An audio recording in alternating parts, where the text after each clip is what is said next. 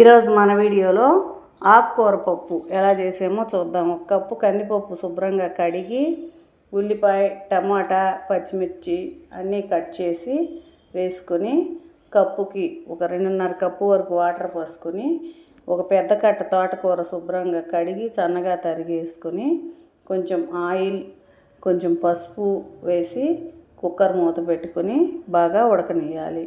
ఉడికిన తర్వాత మెత్తగా వెనుపుకొని ఒక కడాయి పెట్టి కొంచెం ఆయిల్, తాలింపు గింజలు, కరివేపాకు, వెల్లుల్లి, కొంచెం ఇంగువ వేసి మనం ఉడికించుకున్న పప్పు వేసుకొని కొంచెం సేపు బాగా సిమ్లో పెట్టి ఉడకనిస్తే మన ఆకుకూర పప్పు చాలా టేస్ట్గా రెడీ అవుతుంది.